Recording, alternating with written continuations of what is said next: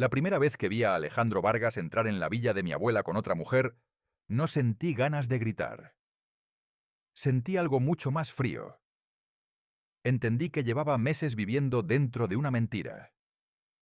Eran las 4:17 de la tarde de un jueves de septiembre, y yo estaba sentada en mi despacho de Madrid revisando unos informes cuando recibí una alerta de la cámara exterior de la Casa de Mallorca. Al principio pensé que se trataba del administrador, Mateo Riera, que llevaba casi 20 años cuidando la propiedad. Abrí la aplicación sin darle demasiada importancia. Entonces vi el coche de Alejandro entrando por la verja. Me quedé mirando la pantalla. Mi marido llevaba una camisa azul que yo le había comprado el verano anterior. Bajó del coche, abrió el maletero y sacó 2 maletas. Después rodeó el vehículo y abrió la puerta del acompañante. Una mujer joven salió riéndose. Alejandro le puso una mano en la espalda y la besó en la mejilla como si aquello fuera lo más normal del mundo. Me acerqué al monitor. La reconocí después de unos segundos. Era Lucía Herrera. Había visto su nombre en un mensaje de trabajo meses antes. Alejandro me había dicho que era una consultora externa de una empresa con la que estaba negociando. En la pantalla, sin embargo, no parecía una consultora que acababa de llegar a una reunión. Parecía alguien que conocía perfectamente aquella casa. Entró con una bolsa de ropa, abrió la puerta principal con una llave y dejó las cosas sobre el sofá. Luego apareció mi suegra, Elena, seguida de mi suegro, Ramón. Alejandro los recibió con un abrazo. Los 4 caminaron hacia la terraza. Yo seguía sentada frente al ordenador, con una mano apoyada sobre el escritorio y la otra sujetando el teléfono. Mi marido llevaba 3 días diciéndome que estaba en Valencia por una conferencia sobre inversiones inmobiliarias. Incluso me había enviado una fotografía de un hotel. Ahora estaba en Mallorca, en la casa que mi abuela Carmen me había dejado, acompañado por una mujer que no era yo y por sus padres. Lo primero que pensé fue que podía existir una explicación. Mi mente buscó una durante varios segundos, como si todavía estuviera protegiendo a Alejandro de la verdad. Quizá había cancelado el viaje. Quizá la conferencia se había trasladado. Quizá Lucía era realmente una compañera. Entonces vi a Elena entrar en el salón y señalar una fotografía que colgaba sobre la chimenea. Era una imagen de mi abuela Carmen sentada en una silla de madera, con un vestido claro y una sonrisa pequeña. Yo tenía 24 años cuando murió. Había pasado los últimos meses de su vida hablándome de aquella villa. No era una mansión enorme ni una propiedad de lujo en el sentido que Alejandro utilizaba esa palabra. Era una casa antigua de piedra, con persianas verdes, un patio interior, 6 habitaciones y un jardín que daba hacia una zona tranquila de la isla. Carmen había ahorrado durante décadas para conservarla. Me decía que algún día yo entendería por qué no quería venderla. Cuando murió, la propiedad pasó legalmente a mi nombre. Alejandro lo sabía. Estuvo conmigo cuando firmé la aceptación de la herencia ante el notario. Incluso bromeó diciendo que algún día nuestros hijos correrían por aquel jardín. En la pantalla, Elena levantó el brazo y señaló otro cuadro. Lucía se acercó. Alejandro dijo algo que la cámara no podía captar. Después mi suegra empezó a retirar fotografías de las paredes. Una de ellas era la última fotografía que tenía de Carmen. Elena la dejó sobre una mesa y siguió quitando cosas. Lucía tomó una de las fotografías, la miró durante unos segundos y la colocó dentro de una caja. Fue entonces cuando escuché la voz de Alejandro a través del micrófono exterior. La puerta de la terraza estaba abierta. «Esta casa necesita un cambio», dijo. Lucía respondió riéndose. «Ya era hora. Parece una casa de museo». Elena añadió. «He dicho lo mismo durante años. Ahora que por fin vais a vivir aquí, hay que hacerla nuestra». «Nuestra». Esa palabra me golpeó más que el beso. No porque fuera difícil de entender, sino porque explicaba algo que yo todavía no había querido ver. Alejandro no estaba visitando mi casa. Estaba preparando otra vida dentro de ella. Abrí el historial de movimientos de la cámara. Vi entradas de semanas anteriores. Alejandro había estado allí 2 veces en agosto, 3 veces en julio. En una grabación aparecía Lucía entrando sola. En otra aparecía Elena llevando cajas. Yo había pensado que las visitas de Alejandro a Mallorca eran viajes de trabajo. Incluso había firmado algunos documentos de gastos sin preguntarle demasiado. Confiaba en él. Después de 27 años juntos, confiaba en él de una manera que ahora me parecía casi ingenua. Yo tenía 56 años y trabajaba como asesora financiera desde hacía más de 20. Había construido mi carrera con paciencia. Sabía revisar contratos, detectar movimientos extraños en una cuenta y hacer preguntas incómodas cuando los números no tenían sentido. Pero en mi matrimonio había dejado de hacer preguntas. Esa tarde comprendí que había aplicado mis conocimientos a todo el mundo, excepto a mi propia vida. Llamé a Mateo. Contestó al segundo tono. «Isabel, ¿todo bien?» Miré la pantalla. «Mateo, ¿Alejandro te avisó de que iba a Mallorca?» Hubo un silencio breve. «Sí, me dijo que estaría unos días». «¿Con quién?» Mateo tardó demasiado en responder. «No sabía que necesitara informarte de eso». Cerré los ojos. «Mateo, necesito que hagas algo por mí». «Claro». «No confrontes a nadie. No preguntes nada.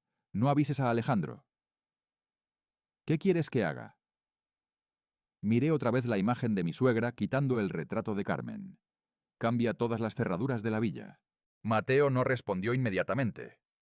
¿Todas? Todas. Puertas exteriores, acceso del garaje, almacén y entrada del jardín. También cambia los códigos electrónicos. «Isabel, ¿estás segura?» «Sí». «¿Cuándo?» «Hoy». Mateo conocía mi voz. No hizo más preguntas. Mientras él organizaba el cambio de cerraduras, yo seguí observando. A las 5:10, Alejandro salió con Lucía hacia el jardín. A las 5:40, Elena estaba hablando por teléfono. A las 6, Mateo me envió un mensaje. «Está hecho. Nuevas llaves y códigos activados».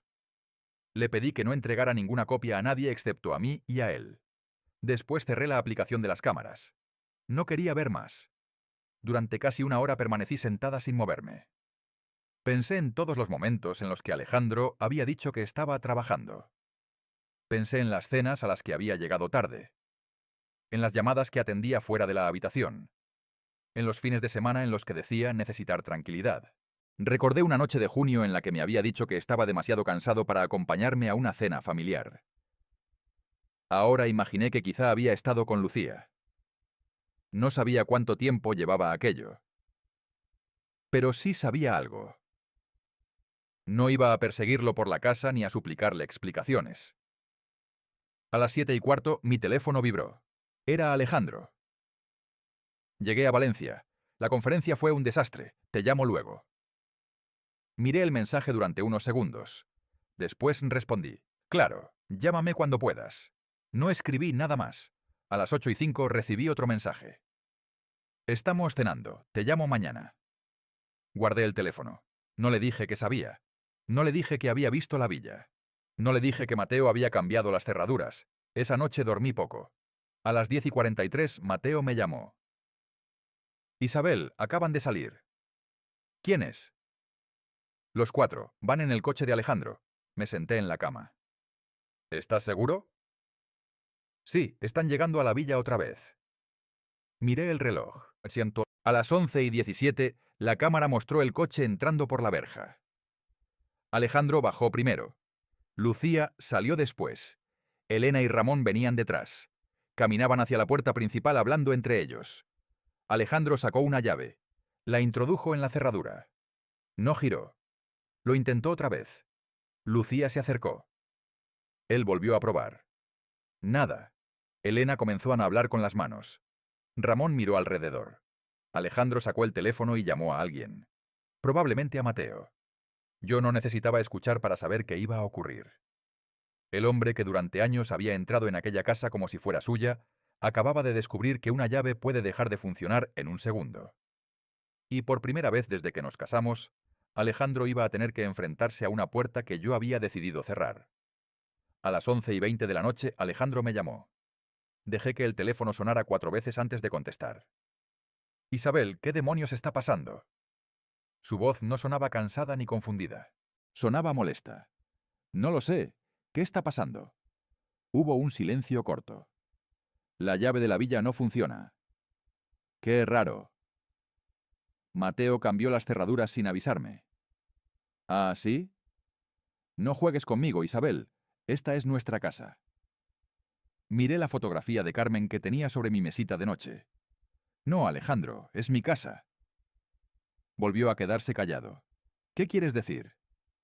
Quiero decir exactamente lo que acabo de decir. Llevamos 27 años casados. Lo sé. He invertido dinero allí. Lo sé. He pagado reformas. Algunas. Entonces no puedes simplemente cambiar las cerraduras. Sí puedo. ¿Quién te crees que eres? La pregunta me hizo sonreír por primera vez aquella noche, aunque él no podía verme. Soy la propietaria, Alejandro. Su respiración cambió. ¿Dónde estás? En Madrid. ¿Has estado mirando las cámaras? No respondí. Esa fue la primera vez que entendí que quizá él sabía que las cámaras existían. Isabel. ¿Sí? Tenemos que hablar. Sí, pero no esta noche. ¿Por qué? Porque tú estás en Mallorca. Silencio. No sé de qué hablas. Buenas noches, Alejandro. Colgué. Me quedé mirando el teléfono. Durante unos segundos pensé que quizá había esperado demasiado para actuar. Después recordé a Lucía entrando en la casa con una llave. Recordé a Elena retirando las fotografías de mi abuela. Recordé la frase de Alejandro. Ahora que por fin vais a vivir aquí. No había sido un accidente. Había un plan. A la mañana siguiente llamé a Laura Sánchez, una abogada especializada en derecho de familia y patrimonio que me había recomendado una clienta varios años atrás. Le expliqué solamente los hechos esenciales. No adorné nada. No le dije que quería destruir a Alejandro. Le dije que quería proteger mis bienes y entender exactamente qué estaba ocurriendo. Me recibió a las 9:30. Su despacho estaba cerca de Castellana y tenía una sala pequeña con una mesa de cristal. Saqué una carpeta que había preparado esa mañana. Escritura de la villa. Documento de aceptación de herencia. Extractos bancarios. Seguro de la propiedad. Recibos del IBI. Contratos de mantenimiento. Laura revisó cada documento con calma. Isabel, la propiedad está a tu nombre. Sí. ¿Hubo alguna aportación de tu marido para comprarla? No. La heredé. ¿La villa aparece en algún acuerdo matrimonial? No.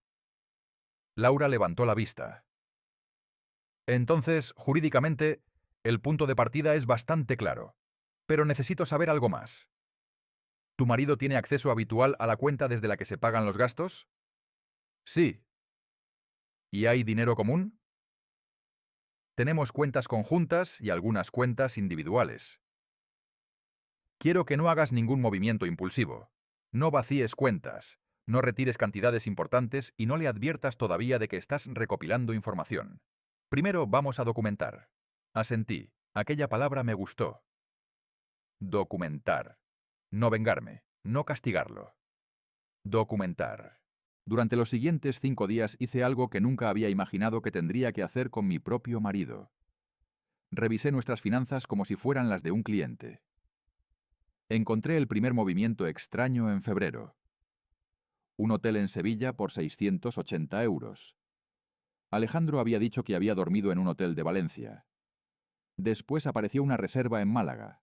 Luego una en Barcelona.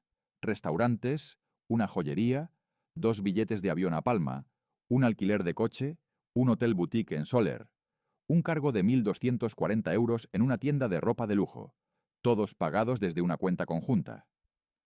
Al principio pensé que quizá había una explicación. Después vi las fechas. Algunas coincidían con viajes que él me había presentado como reuniones de trabajo.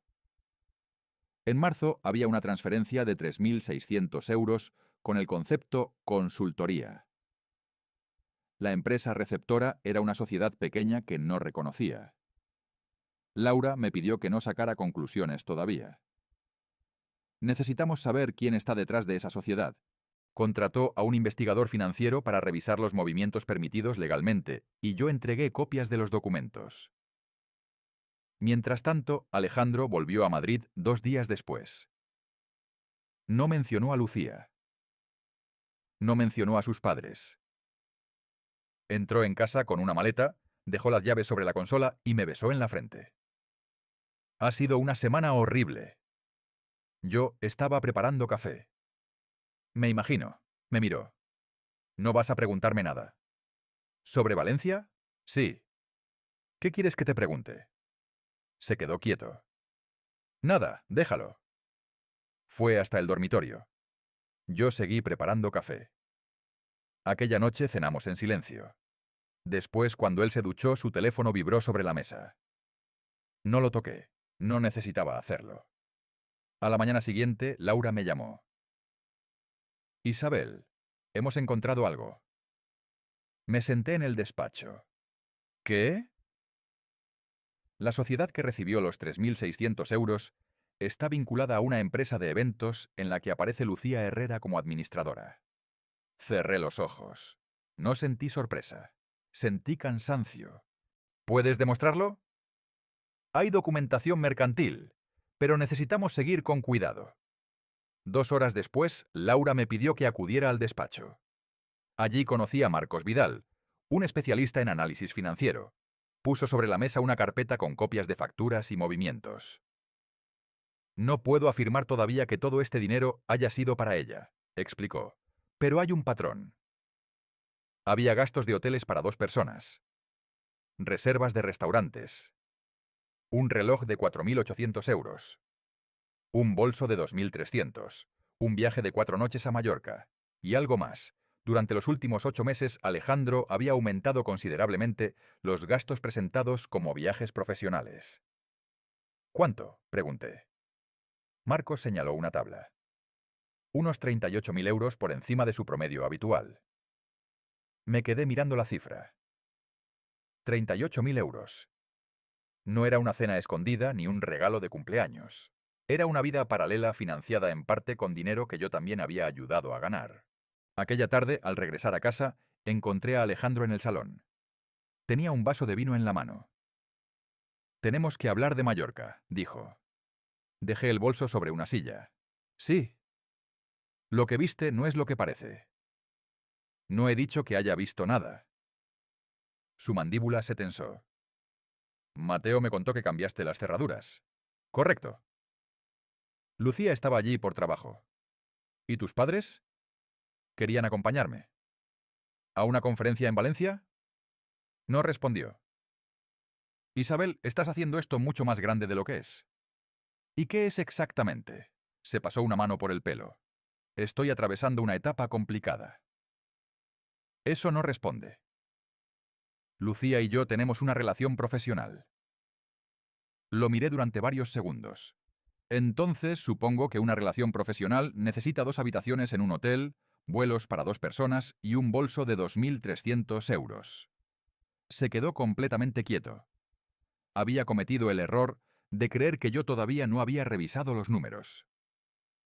¿Estás revisando mis gastos? Nuestros gastos. No tienes derecho a invadir mi privacidad.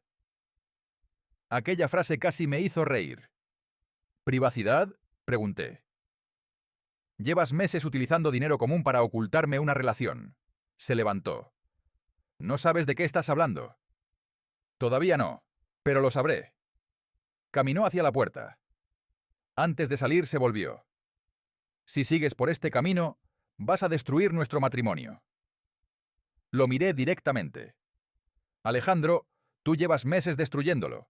Yo solamente estoy dejando de fingir que no lo veo. Cerró la puerta con fuerza. Esa noche recibí un mensaje de un número que no conocía. Decía: Soy Lucía Herrera. Necesito hablar contigo. No quiero seguir mintiendo por Alejandro. Debajo había una segunda línea que me hizo sentarme lentamente en la cama. Hay cosas que él nunca te contó, y creo que tienes derecho a saberlas. Leí el mensaje de Lucía 3 veces antes de responder. No sabía si confiar en ella, pero tampoco podía ignorarlo. Le escribí: ¿Qué necesitas decirme? Pues, la respuesta llegó casi de inmediato. Prefiero hablar en persona. Mañana a las 11. Café del Hotel Mirador, en Madrid. Si no quieres venir, lo entenderé. Miré el reloj. Eran las 10:30 de la noche. Alejandro estaba en el dormitorio viendo una serie como si nuestra vida siguiera siendo normal. Me levanté, fui hasta la cocina y preparé un vaso de agua. Cuando regresé, él me preguntó, ¿todo bien? Sí. ¿Estás rara? Estoy cansada. No hizo más preguntas. A la mañana siguiente llegué al café 10 minutos antes. Lucía ya estaba allí. De cerca parecía más joven que en las cámaras. Quizá unos 35 años. Llevaba una chaqueta beige y tenía una carpeta sobre las piernas. Cuando me vio, se levantó. Gracias por venir. No sé todavía si debería haber venido. Asintió, lo entiendo. Nos sentamos. Durante unos segundos, ninguna de las dos habló. Finalmente, Lucía abrió la carpeta. Alejandro me dijo que llevaba casi un año separado de ti. No reaccioné. Me dijo que seguían casados por razones administrativas, que la villa de Mallorca era de su familia, que tú estabas de acuerdo con que él viviera allí cuando quisiera. Miré la carpeta. Había fotografías de Alejandro y Lucía en restaurantes, aeropuertos y hoteles. Algunas las había visto en las cámaras, otras no. ¿Cuánto tiempo llevas con él? Un poco más de un año. ¿Desde cuándo sabía tu nombre? Desde el principio. ¿Y sabía que la villa era mía? Lucía bajó la mirada. Me dijo que la había heredado su familia, que él era quien administraba todo. Sentí que algo se acomodaba dentro de mí. No porque me doliera menos, sino porque finalmente tenía una pieza que explicaba muchas otras. ¿Por qué me buscas ahora? Lucía respiró hondo. Porque descubrí que me estaba mintiendo a mí también. Sacó su teléfono y me enseñó una conversación. Alejandro le había escrito: no puedo hablar ahora. Isabel está en casa. Otra conversación decía: en septiembre podremos instalarnos en Mallorca. Había mensajes en los que él prometía que nuestro divorcio estaba prácticamente acordado. En uno incluso había escrito: ella sabe que esto terminó. Lo miré durante unos segundos. Nunca supo nada. Ahora lo sé. Lucía pasó otra fotografía. Era una reserva de hotel para 2 personas en Palma. Yo pagué algunas cosas al principio. Después, él empezó a utilizar una tarjeta que decía que era de una cuenta profesional. La fecha coincidía con uno de los movimientos que Marcos había encontrado. ¿Te compró regalos?, pregunté. Lucía asintió. Un reloj, un bolso, joyas. También pagó viajes. Yo pensé que podía permitírselo. ¿Te dijo de dónde salía el dinero? Dijo que era suyo. Después sacó una pequeña memoria USB. Aquí hay copias de mensajes, correos, reservas y algunos audios. No quiero dinero, no quiero problemas, solo quiero salir de esto. La miré. ¿Por qué ayudarme? Ella apretó los labios. Porque cuando descubrí que seguías viviendo con él, entendí que también me había utilizado. Yo no quería construir una relación sobre una mentira. Guardé la memoria en mi bolso. Antes de levantarnos, Lucía dijo algo que me hizo detenerme. Isabel, hay otra cosa. ¿Qué? Alejandro habló con mis abogados hace unos meses. ¿Abogados? Sí. Dijo que quería saber cómo proteger sus intereses si la villa se vendía.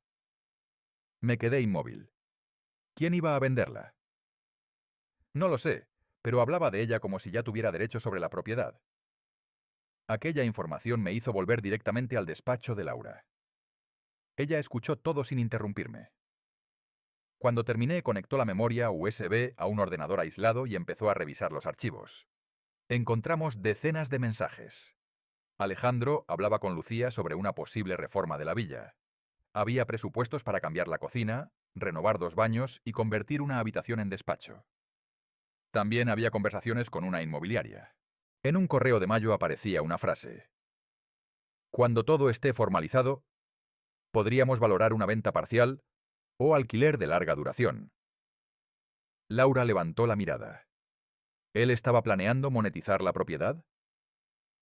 Parece que sí. Necesito saber si hizo algo más. Durante los siguientes días revisamos contratos, correos y documentos. Descubrimos que Alejandro había solicitado presupuestos para una reforma sin mi autorización. En una de las solicitudes había escrito: propietario Alejandro Vargas. La inmobiliaria había pedido una nota simple del registro. Al comprobarla, habían visto que yo era la única propietaria y habían rechazado avanzar. Eso explicaba por qué no había ocurrido todavía ninguna operación. Pero también demostraba que la intención existía. Luego apareció algo peor. Una empresa de mantenimiento había recibido instrucciones de Alejandro para instalar una nueva cerradura electrónica en la villa. El proveedor había cancelado el trabajo después de llamar a Mateo, quien confirmó que Alejandro no era el propietario. Alejandro llevaba meses intentando ampliar su control sobre la casa. No era solamente una aventura. Estaba preparando una vida en la que mi presencia parecía ser un inconveniente que podía eliminarse.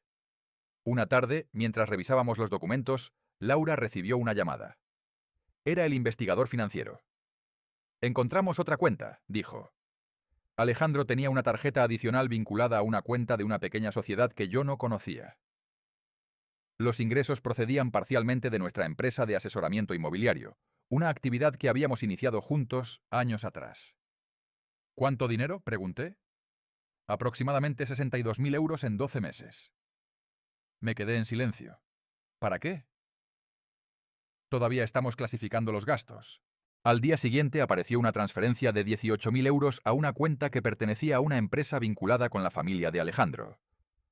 Laura me pidió que no hiciera acusaciones todavía. Tenemos que separar lo que es una decisión financiera discutible de lo que puede tener consecuencias legales. Yo asentí. En casa, Alejandro empezaba a notar que algo había cambiado. Una noche me preguntó: ¿estás hablando con alguien? ¿Sí? ¿Con quién? Con profesionales. Frunció el ceño. ¿Abogados? No respondí. Isabel, esto es ridículo. ¿Qué parte? Que estés tratando nuestro matrimonio como una empresa. Lo miré. Tú convertiste nuestro matrimonio en una operación financiera cuando empezaste a utilizar nuestro dinero para mantener una vida que me ocultabas. No sabes toda la historia. Entonces cuéntamela. Se quedó callado. No ahora. ¿Cuándo? Cuando estemos más tranquilos. Llevamos meses tranquilos. Tú estabas tranquilo porque yo no sabía nada. Esa frase lo dejó sin respuesta. 2 días después, recibí una llamada de Ramón, mi suegro. No me llamaba desde hacía más de un año. Isabel, necesito hablar contigo. ¿Sobre qué? Sobre Mallorca. ¿Qué pasa? Su voz sonaba cansada. Tuve una conversación con Alejandro. ¿Y? Me dijo que la casa estaba prácticamente resuelta. Sentí un nudo en el estómago. ¿Qué significa prácticamente resuelta? Que algún día sería de él. ¿Eso te dijo? Sí. Ramón hizo una pausa. Yo le pregunté cómo. Me dijo que después del divorcio habría una compensación y que tú no tendrías interés en mantener la villa. ¿Y le creíste? Sí. Hubo silencio. Porque soy su padre. Aquellas 4 palabras me dolieron más que cualquier insulto. Ramón, ¿por qué me llamas ahora? Porque ayer hablé con Elena. Ella pensaba que Alejandro ya había arreglado todo contigo. Le dije que no podía ser cierto. Entonces revisamos unos papeles que él nos había enseñado. ¿Qué papeles? Un borrador de acuerdo. ¿Un acuerdo de divorcio? Sí. Laura no sabía nada de aquello. ¿Quién lo preparó? No lo sé, pero aparecía tu nombre. Colgué y llamé inmediatamente a Laura. 1 hora después estaba en su despacho. Ramón había enviado una fotografía del documento. Era un borrador de acuerdo de separación. No estaba firmado, pero incluía una cláusula según la cual yo renunciaría a cualquier reclamación sobre la villa de Mallorca a cambio de una cantidad fija. La cifra era muy inferior al valor real de la propiedad. Laura leyó la página 2 veces. Esto es importante. ¿Por qué? Porque demuestra que alguien estaba intentando establecer por escrito una versión de la realidad en la que tú aceptabas renunciar a la villa. Pero yo nunca vi esto. Precisamente. Aquella noche entendí que Alejandro no estaba simplemente ocultándome una amante. Estaba construyendo una salida cuidadosamente preparada, con dinero, documentos y personas convencidas de que yo terminaría aceptando lo que él decidiera. Por primera vez, mi miedo no estuvo relacionado con perder mi matrimonio. Estuvo relacionado con descubrir hasta dónde estaba dispuesto a llegar para controlar mi vida. Y entonces Laura recibió un correo que cambiaría por completo nuestra estrategia. Un notario de Palma había enviado una copia de una consulta realizada meses atrás por Alejandro sobre la posibilidad de otorgar poderes para administrar la villa sin mi presencia. El correo del notario llegó a las 9:12 de la mañana, justo cuando yo estaba entrando en una reunión con un cliente. Laura me pidió que saliera un momento al pasillo. Isabel, necesito que leas esto antes de que hagamos cualquier otra cosa. Abrí el mensaje en mi teléfono.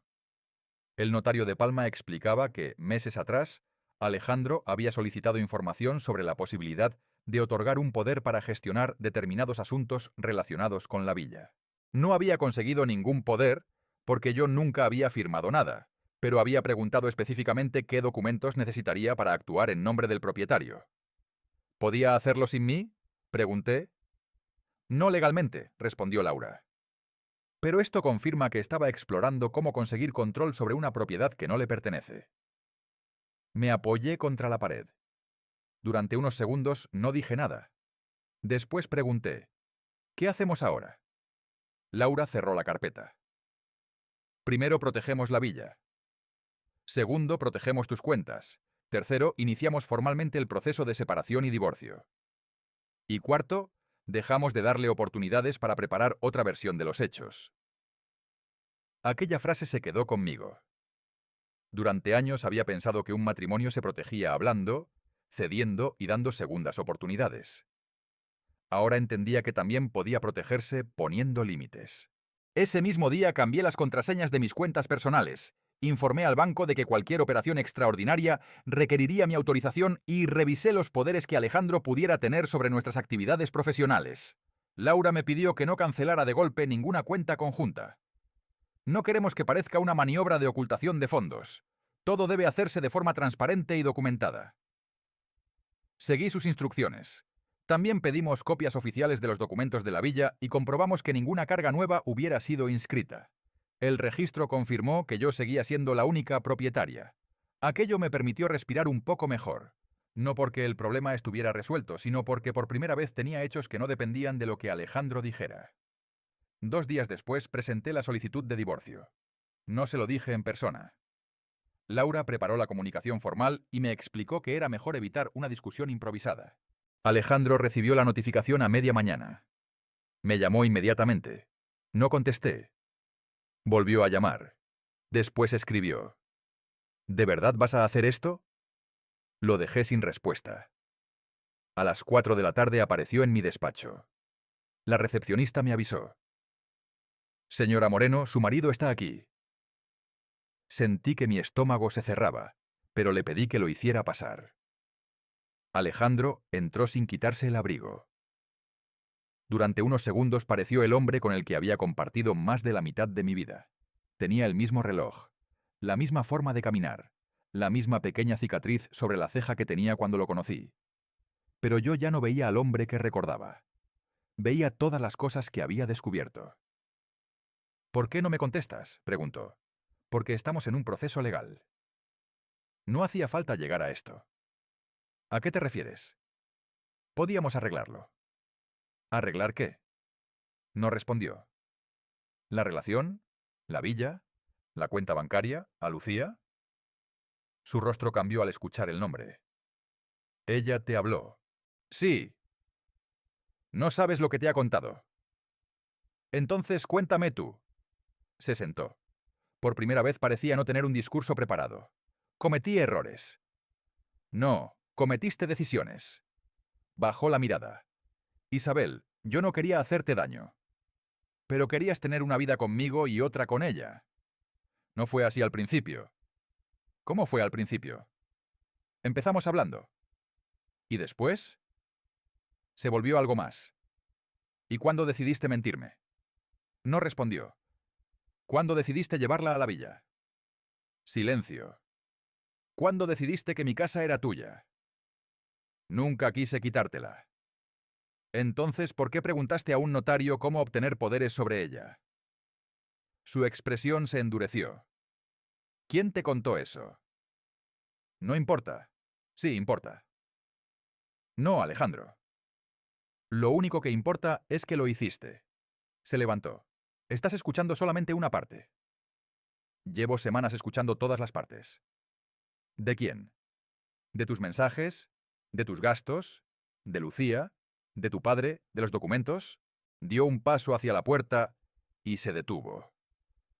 Tus abogados están llenándote la cabeza. No necesito que nadie me diga que un hotel para 2 personas no es una conferencia. Él respiró profundamente. Quiero que entiendas una cosa. Yo también he trabajado por esa familia. Nunca te negué eso. He pagado reformas, impuestos, mantenimiento. Con dinero común, en algunos casos. Y eso se tendrá en cuenta. La villa no puede ser solo tuya después de tantos años. Legalmente sí. ¿Y moralmente? Lo miré. Moralmente, Alejandro, tú perdiste el derecho a hablarme de confianza cuando empezaste a preparar una vida nueva detrás de mi espalda. Se quedó unos segundos en silencio. Luego dijo algo que no esperaba. Mi madre pensaba que la villa acabaría siendo nuestra. ¿Tu madre? Ella siempre creyó que tú la venderías algún día. Decía que era absurdo mantener una casa que usábamos tan poco. ¿Y tú?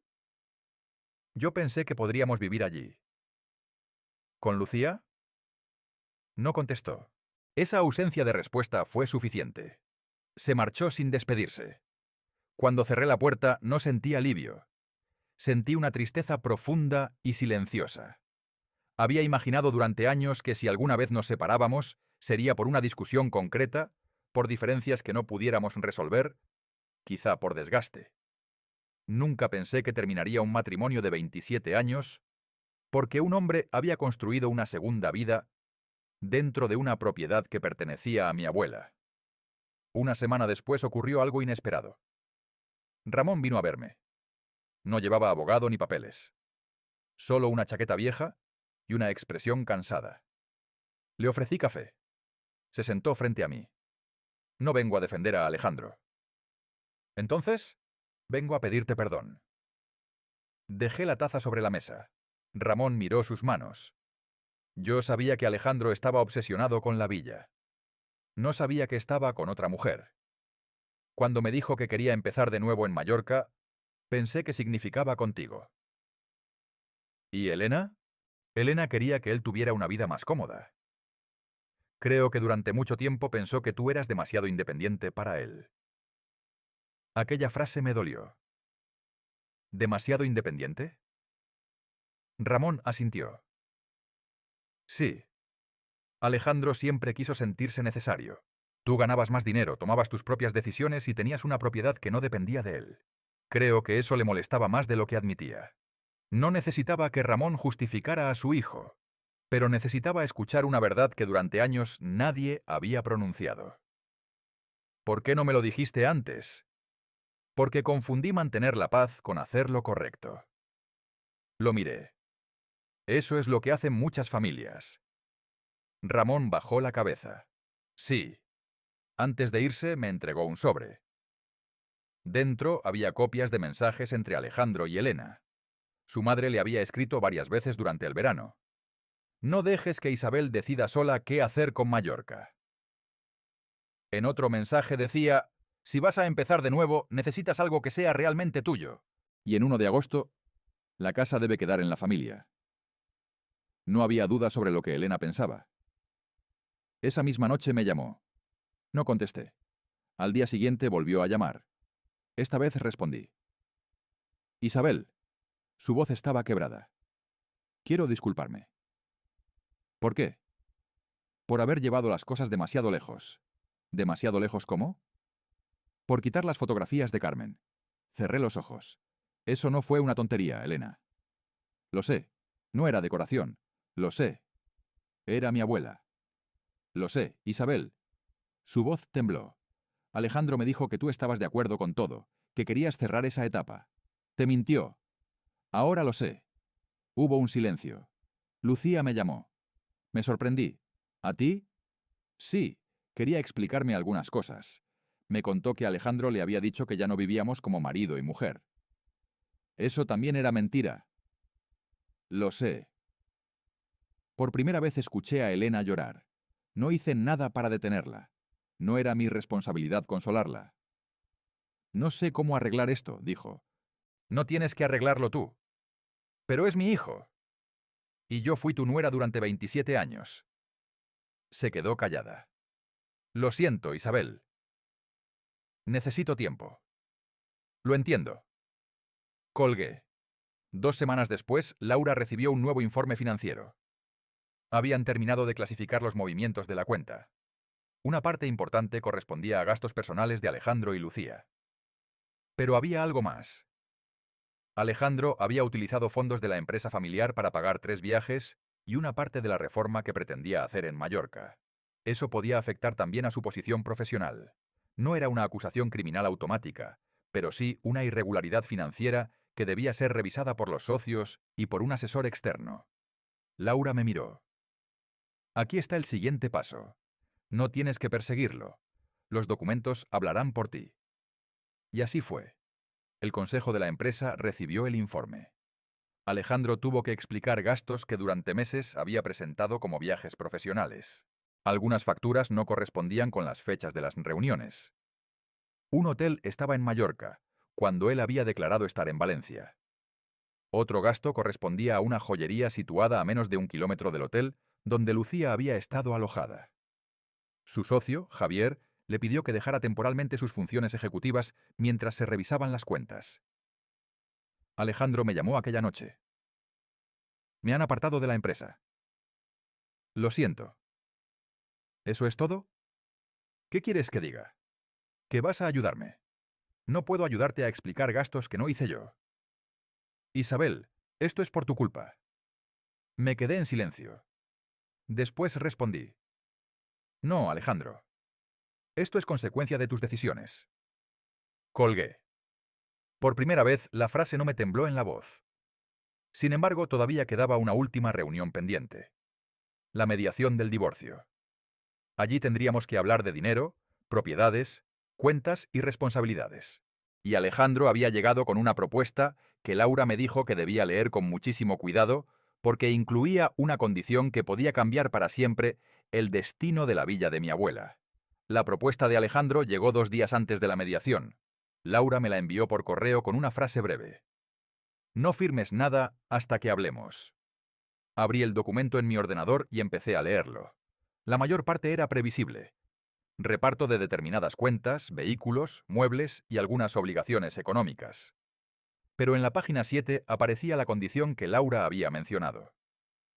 Alejandro proponía quedarse con la totalidad de sus derechos económicos sobre las reformas y mejoras realizadas en la villa, y a cambio aceptaba no reclamar formalmente la propiedad. A primera vista podía parecer razonable. En realidad había una segunda parte. Si yo vendía la villa durante los siguientes 5 años, él recibiría un porcentaje del precio de venta. Me quedé mirando esa cláusula. No quería la casa para vivir allí.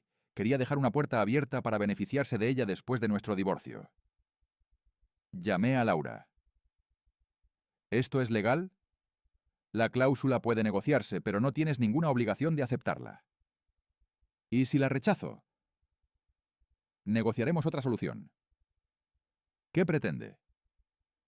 Probablemente conseguir dinero a cambio de renunciar a cualquier reclamación futura.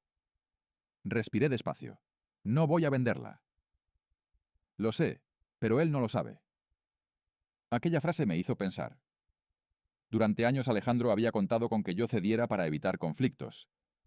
Había confundido mi paciencia con debilidad. Quizá todavía creía que después de 27 años de matrimonio, yo terminaría aceptando algo injusto para cerrar el capítulo rápidamente. No iba a hacerlo.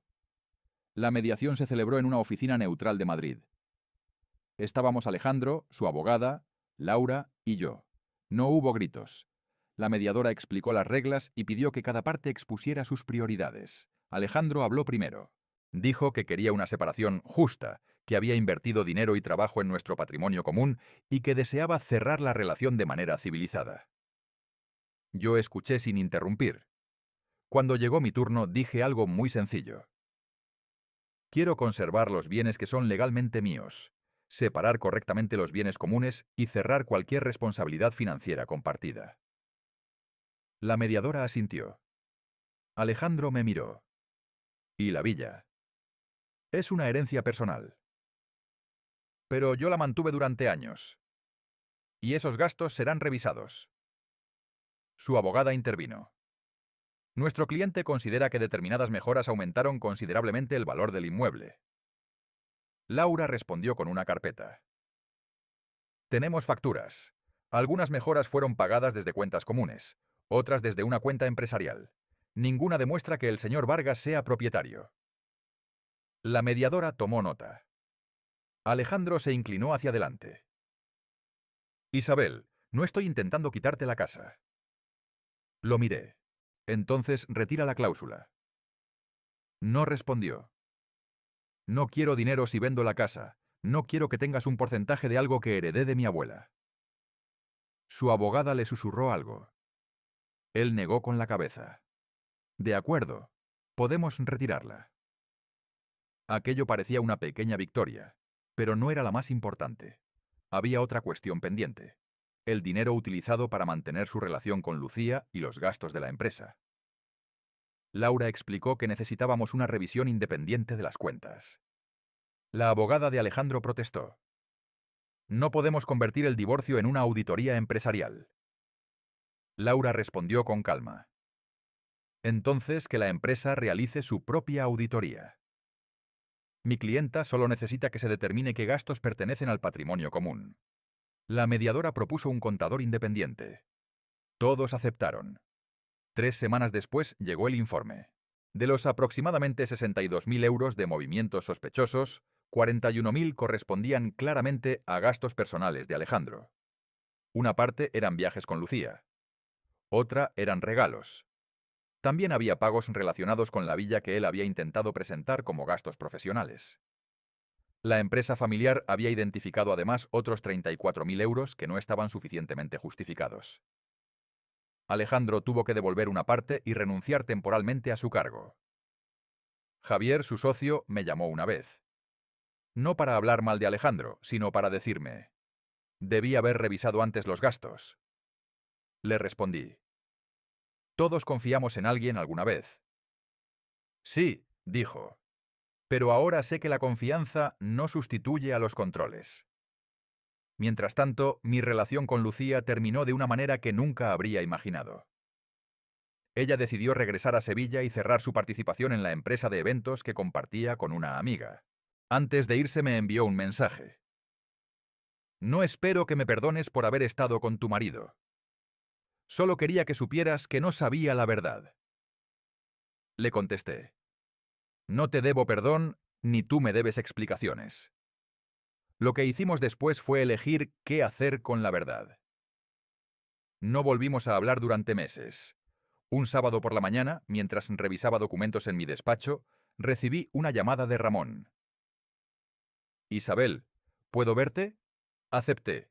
Llegó una hora después. Traía una caja de cartón. Encontré esto en el despacho de Alejandro. La abrió. Dentro había fotografías impresas de la villa. Algunas estaban marcadas con medidas. También había planos de una reforma.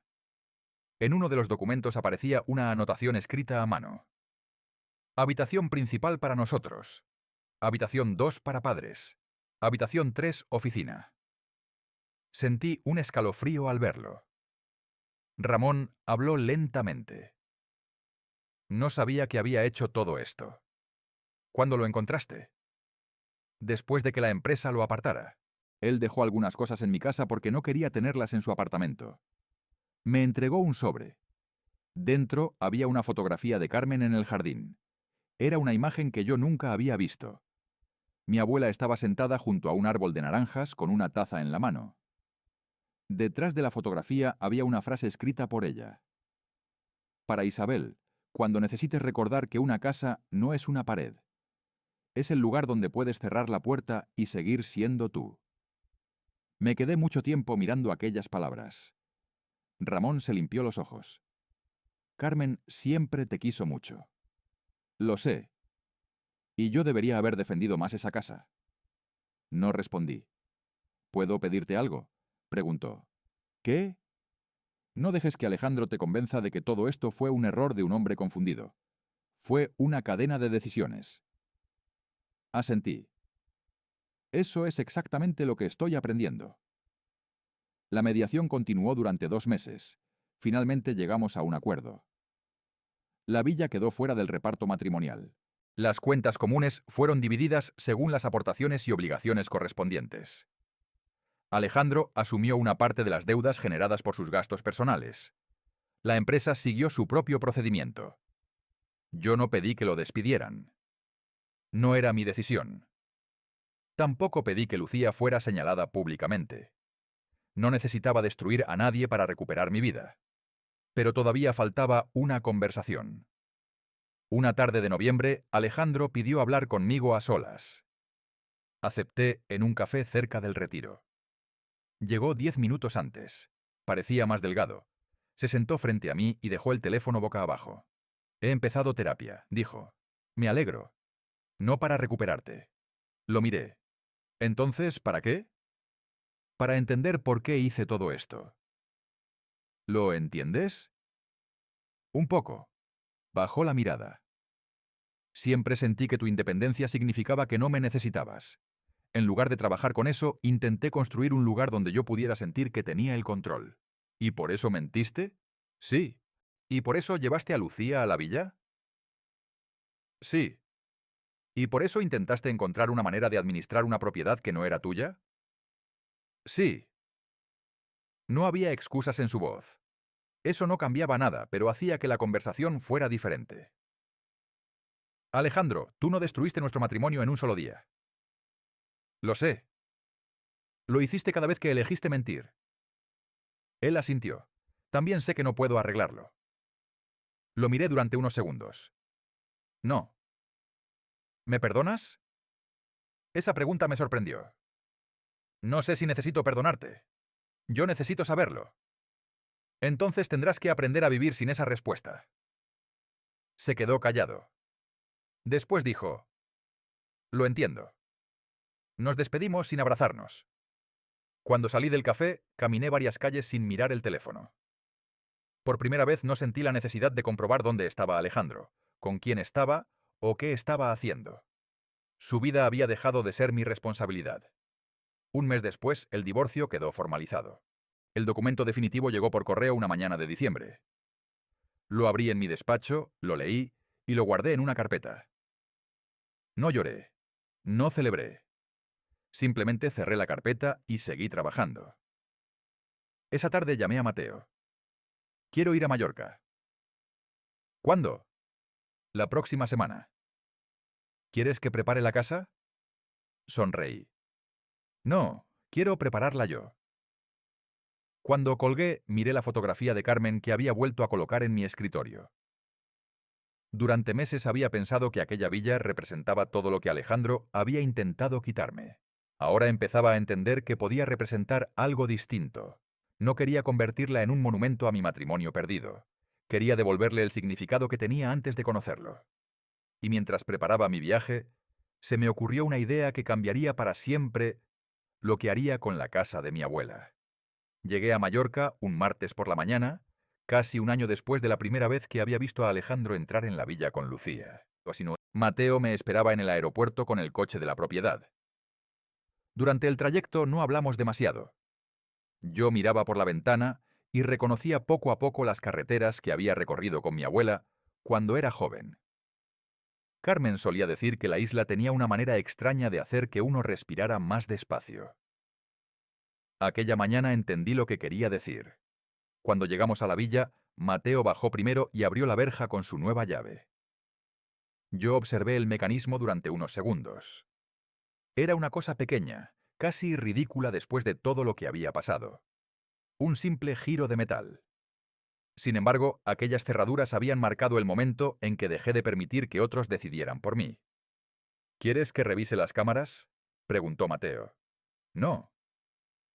¿Estás segura? Sí. Ya no quiero saber quién entra, si no necesito saberlo. Él sonrió ligeramente. Entonces, bienvenida a casa, Isabel. Entré. El salón todavía tenía algunas marcas de la reforma que Alejandro había intentado iniciar. Habían cambiado 2 lámparas sin consultarme y una pared tenía un tono de pintura diferente al original.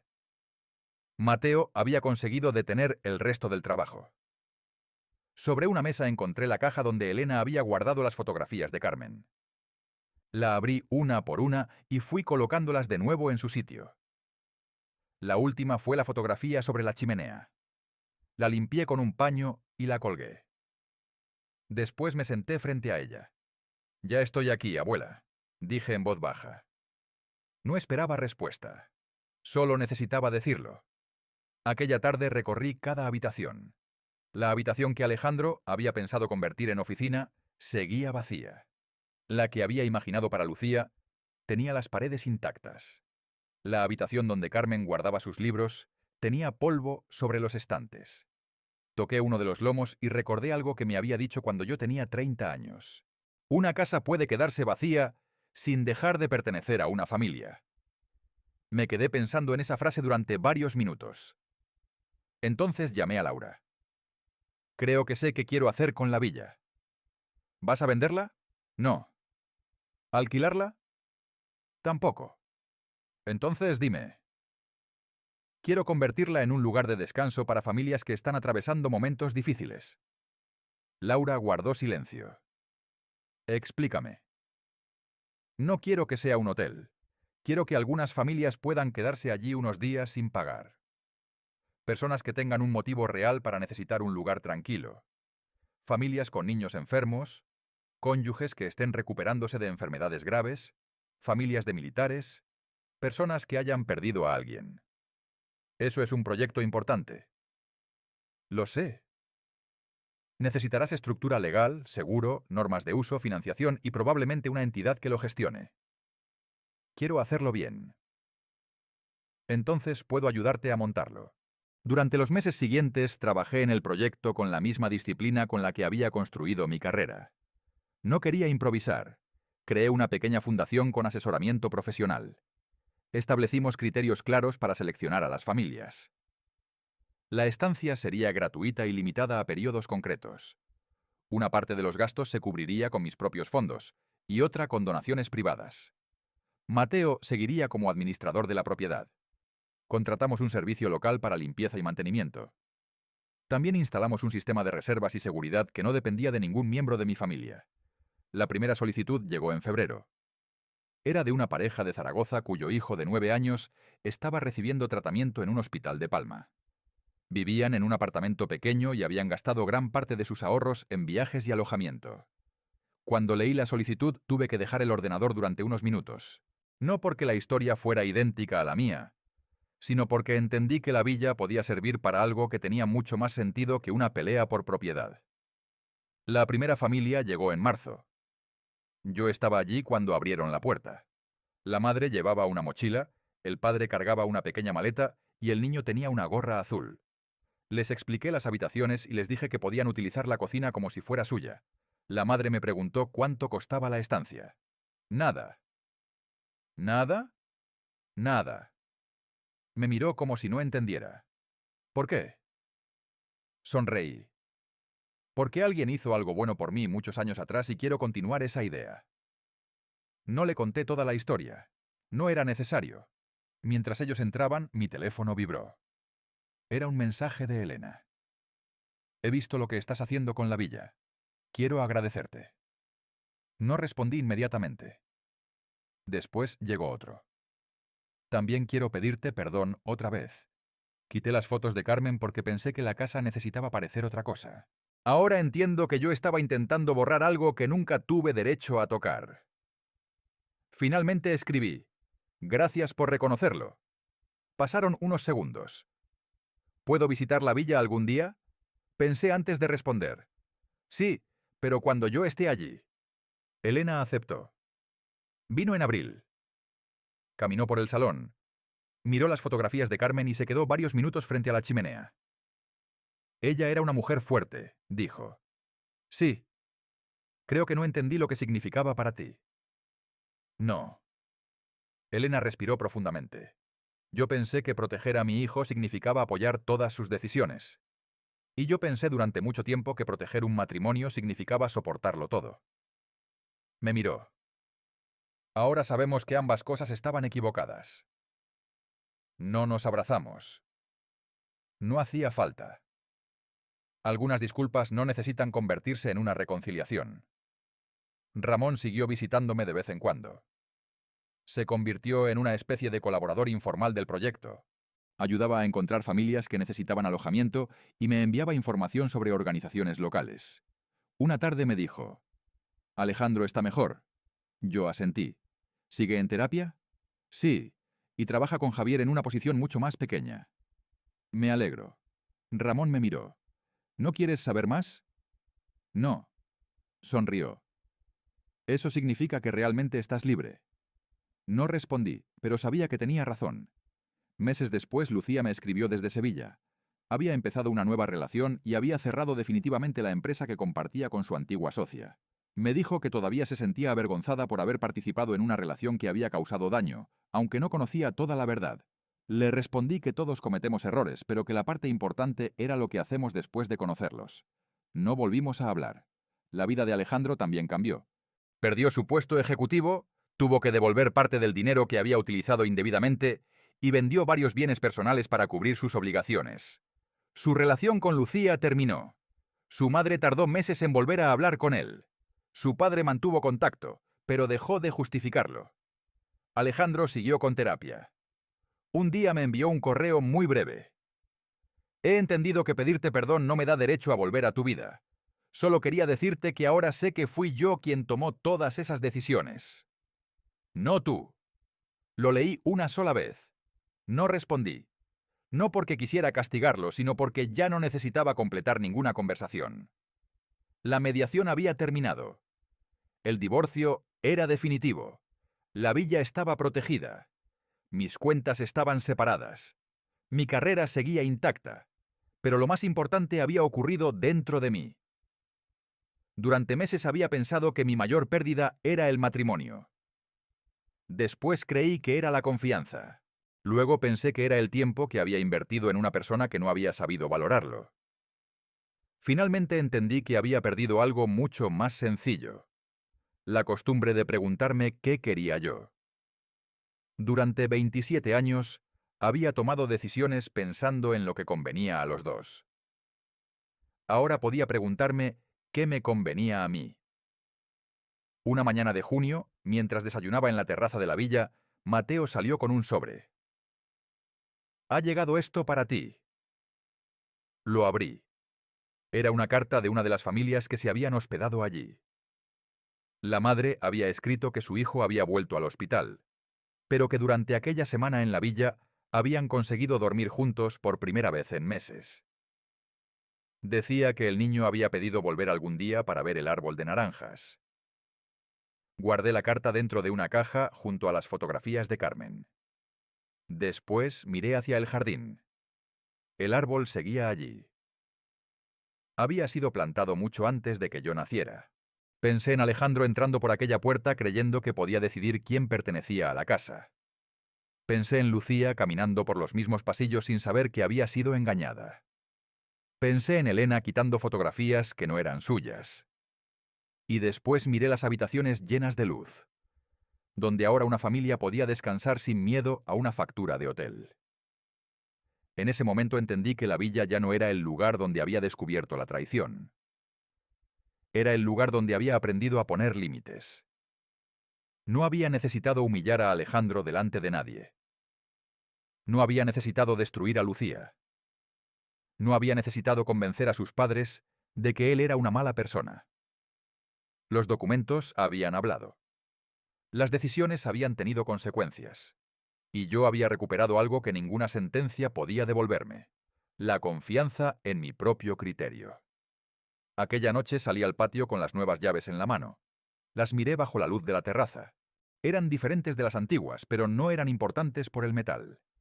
Eran importantes porque yo había decidido quién podía entrar y quién no.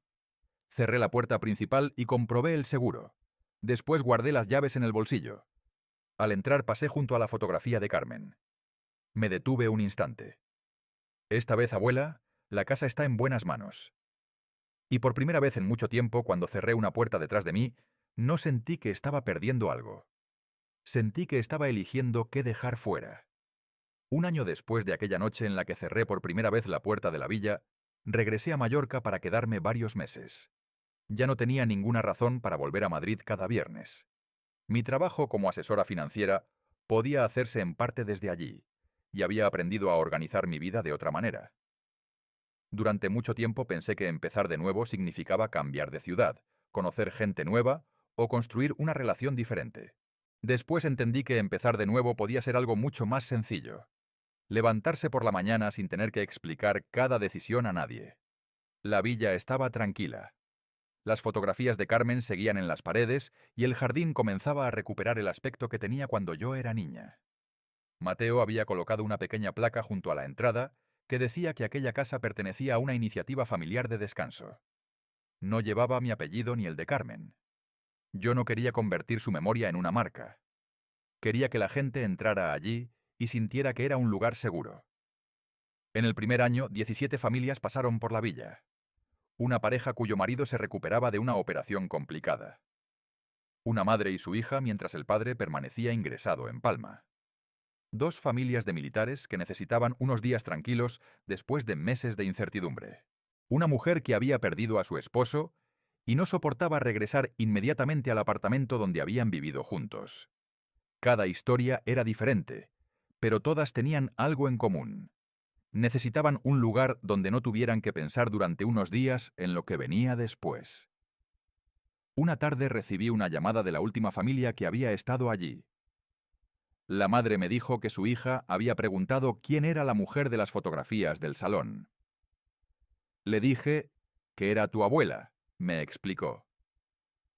Y me preguntó por qué una señora que ya no vive aquí pudo dejar una casa tan bonita para otras personas. Me quedé mirando la fotografía de Carmen. Porque entendía que una casa puede servir para más de una vida, respondí. Después de colgar pensé en todo lo que había ocurrido. Si Alejandro no hubiera llevado a Lucía a Mallorca, quizá nunca habría revisado nuestras cuentas. Si no hubiera cambiado las cerraduras, quizá habría seguido creyendo que la confianza era suficiente para protegerme. Si Lucía no me hubiera contactado, quizá habría tardado mucho más en descubrir hasta dónde llegaba la mentira. Pero no me gustaba pensar que necesitaba la traición para aprender a cuidarme. La responsabilidad seguía siendo de Alejandro. Él había tomado cada decisión. Yo solo había decidido qué hacer cuando finalmente conocí la verdad. Un sábado de septiembre, Ramón apareció sin avisar. Llevaba una pequeña bolsa de papel. «Traje algo para ti». Dentro había un marco sencillo. Era una fotografía de Carmen con Alejandro cuando él y yo llevábamos apenas 2 años casados. Los dos estaban en el jardín. Carmen sonreía y Alejandro tenía un brazo sobre sus hombros. «Encontré esto entre unas cosas antiguas», dijo Ramón. «Pensé que debía estar aquí». Coloqué la fotografía sobre la mesa. «Gracias». Ramón se quedó mirando el salón. «Alejandro está mejor». «Me alegro». «Sigue con terapia». «Eso es bueno». «No espera que vuelvas». Lo miré. «Espero que no». Ramón sonrió ligeramente. «Creo que por fin lo ha entendido». Se sentó y tomó café. Después de unos minutos dijo: «Tu suegra también ha cambiado». «¿Cómo?» «Ya no habla de lo que hizo como si hubiera sido un error pequeño. Dice que intentó decidir por ti». Asentí. «Eso es diferente». «Sí». No necesitaba saber más. Algunas personas cambian después de perder algo. Otras cambian porque finalmente ven el daño que hicieron. Yo ya no necesitaba comprobar cuál de las dos cosas había ocurrido con Elena. Había aprendido a dejar que cada persona cargara con sus propias consecuencias. A principios de octubre recibí una carta de Alejandro. No era larga. Decía que llevaba casi un año en terapia y que había empezado a hablar de su necesidad de control, de su miedo a sentirse menos importante que yo, y de la forma en que había convertido esas inseguridades en mentiras. También reconocía que había utilizado la villa como una manera de imaginar una vida en la que podía empezar de nuevo sin enfrentar las consecuencias de la anterior. Al final escribió: «Sé que pedirte perdón no cambia nada. Solo quería asumir lo que hice sin pedirte que me consueles».